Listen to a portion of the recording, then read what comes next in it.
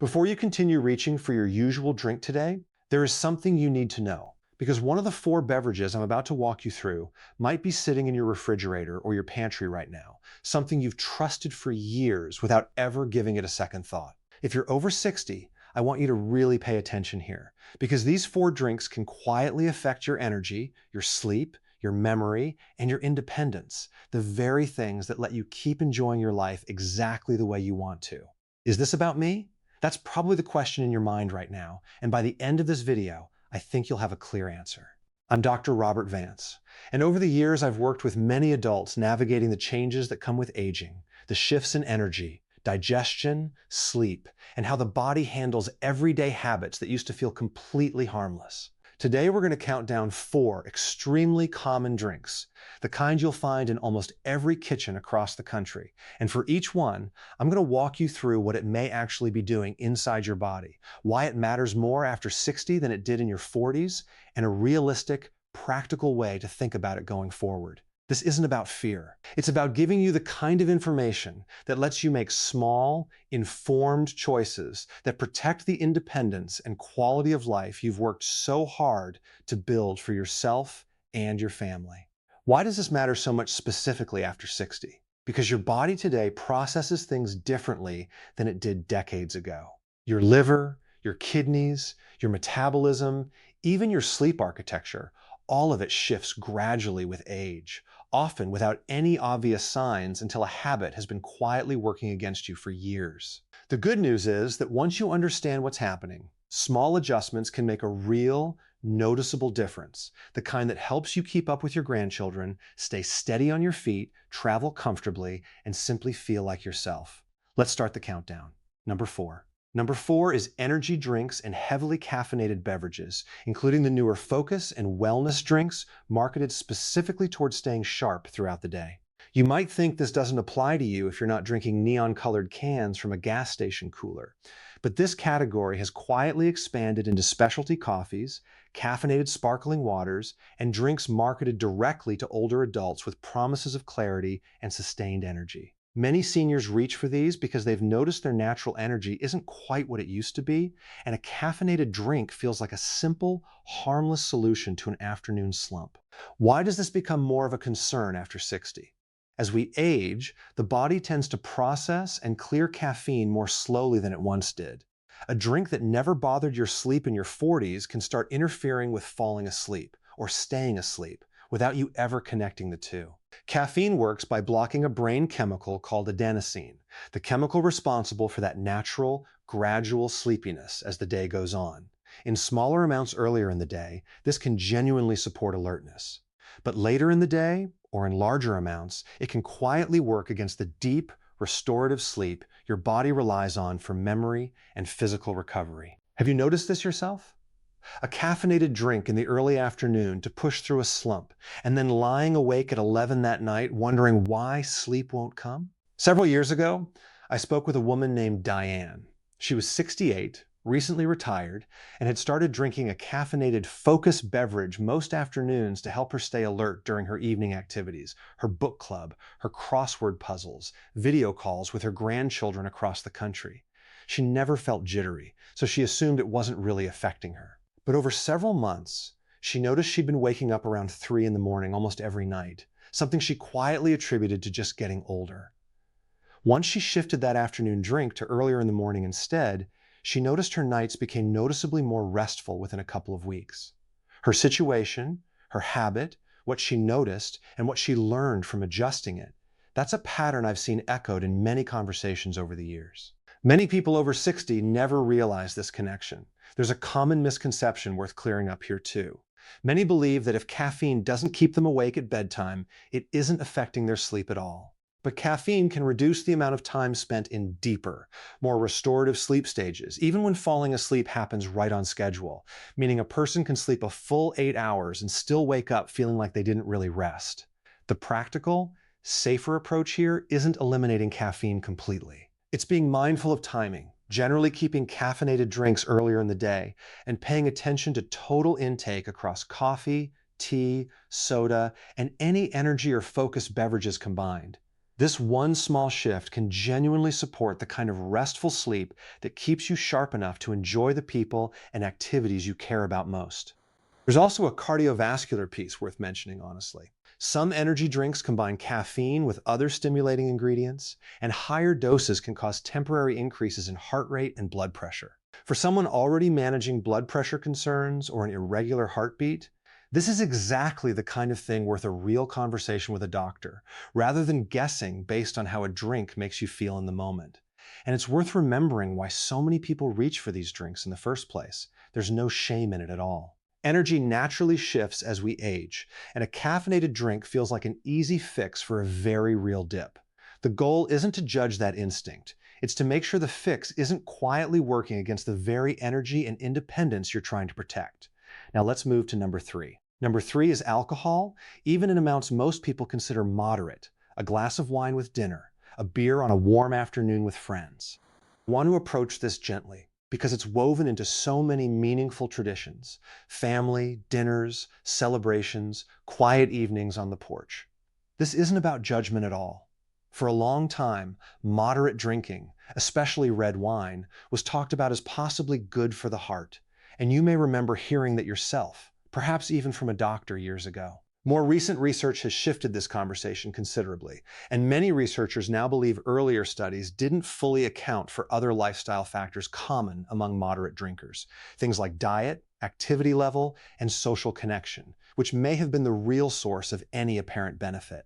Why does this matter more specifically after 60? The body's ability to metabolize alcohol tends to change with age. Liver function often shifts gradually, body composition changes, so there's typically less water content available to dilute alcohol in the bloodstream, and many people are taking one or more medications that can interact with alcohol in ways that simply weren't a concern decades earlier. The same glass of wine that felt completely fine at 50 can affect sleep, balance, or next day energy quite differently at 65 or 70.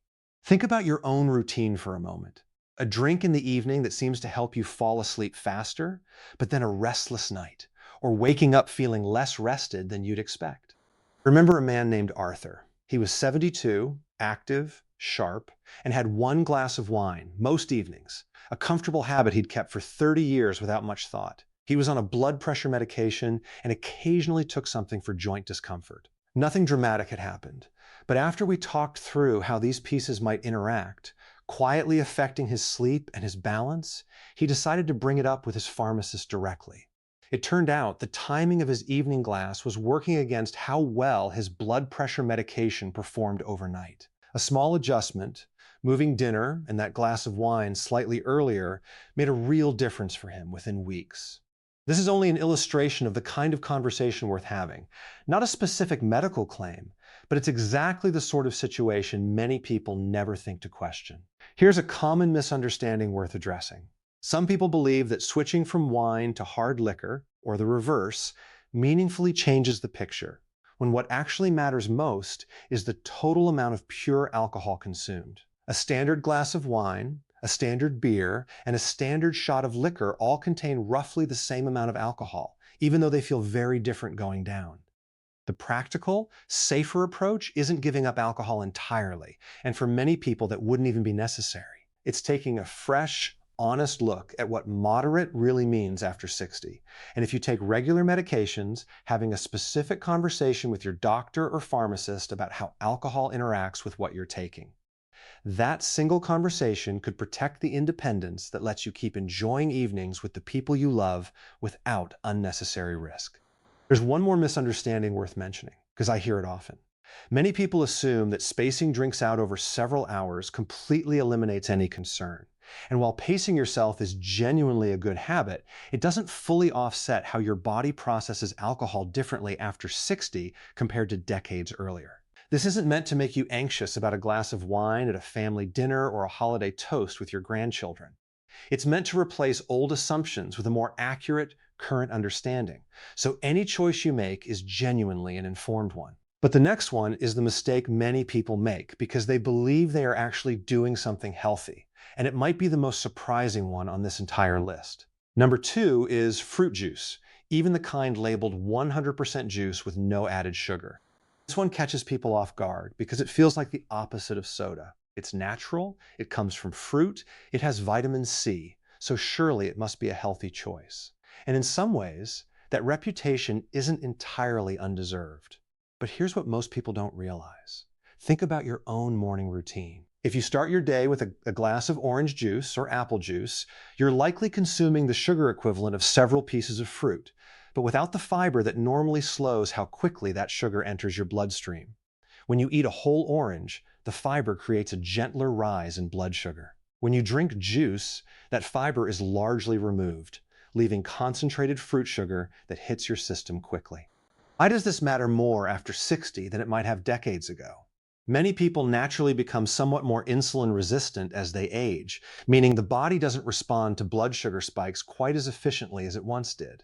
A rapid spike first thing in the morning, repeated daily for years, may contribute over time to that resistance becoming more pronounced. I want to be careful here. This doesn't mean juice causes diabetes on its own, but for someone already managing blood sugar concerns or working to prevent them, a daily glass of juice can be a bigger contributor than most people expect, simply because it happens so consistently, morning after morning, without ever being questioned as part of the problem.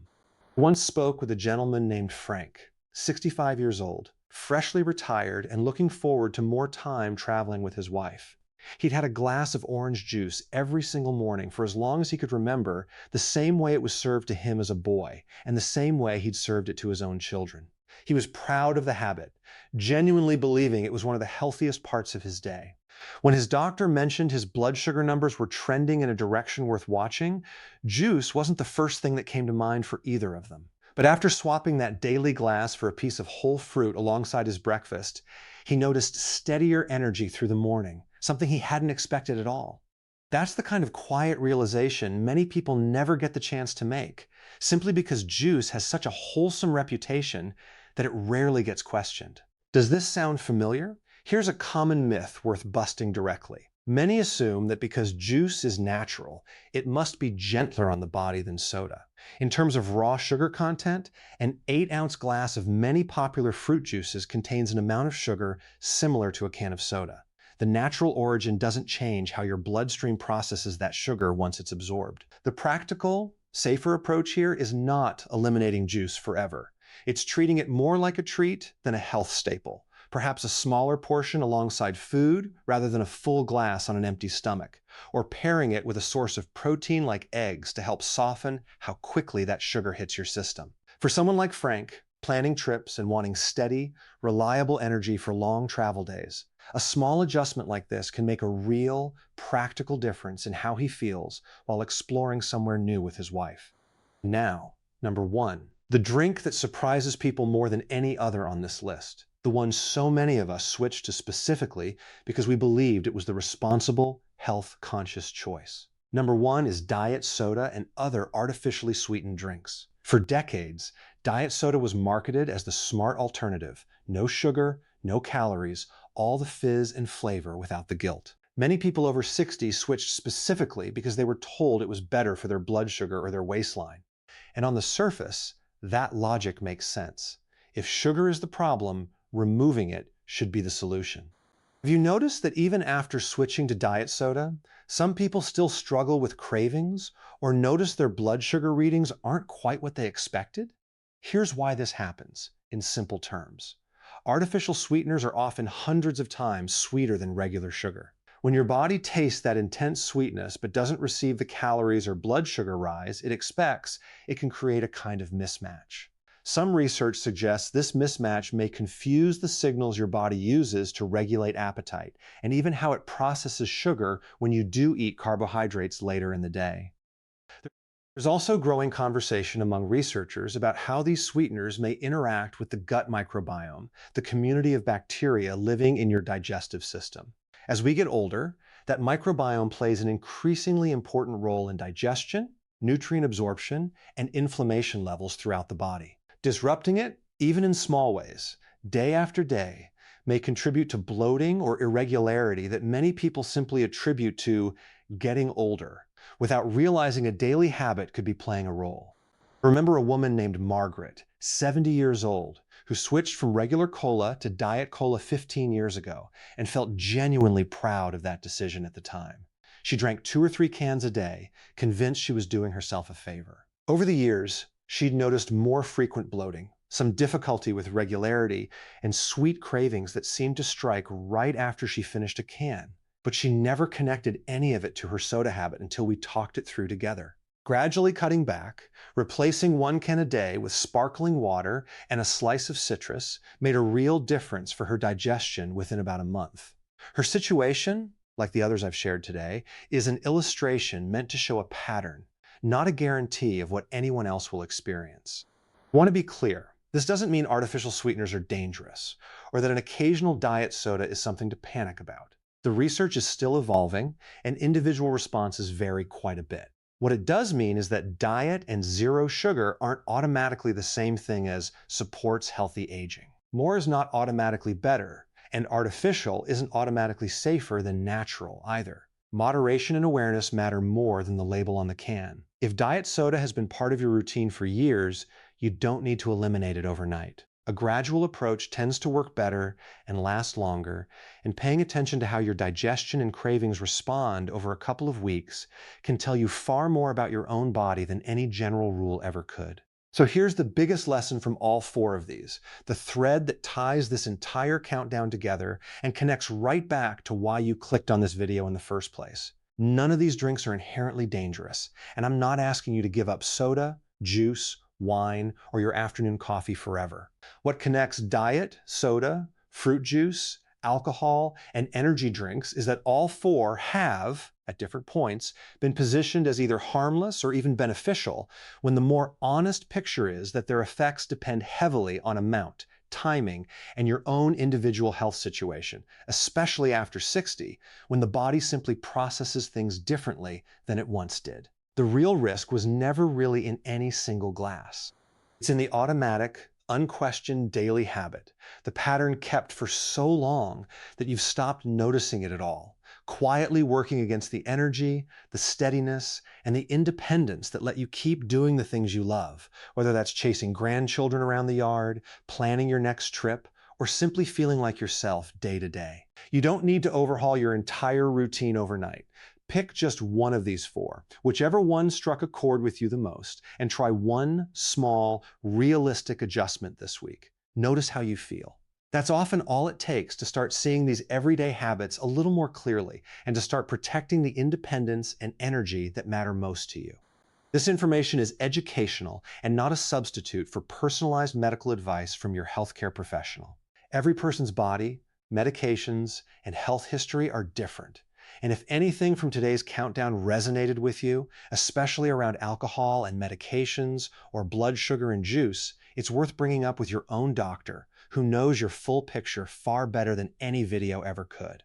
Before you go, I'd genuinely love to know, out of these 4 drinks, which one surprised you the most, and which one might you take a fresh look at this week? Let me know in the comments. I read through them regularly, and I'm always curious which of these habits people relate to most. If today's countdown gave you something new to think about, consider subscribing, because I share videos like this often, focused on the small, everyday habits that quietly shape how we feel and how independent we stay as we get older. And if this was helpful, sharing it with a friend or family member who might relate to one of these 4 drinks could genuinely make a difference in their day too. In an upcoming video, I want to walk through the everyday breakfast habits that may be affecting your energy far more than most people ever realize. So keep an eye out for that one. Thank you for spending this time with me today. Take care of yourself, and I'll see you in the next video.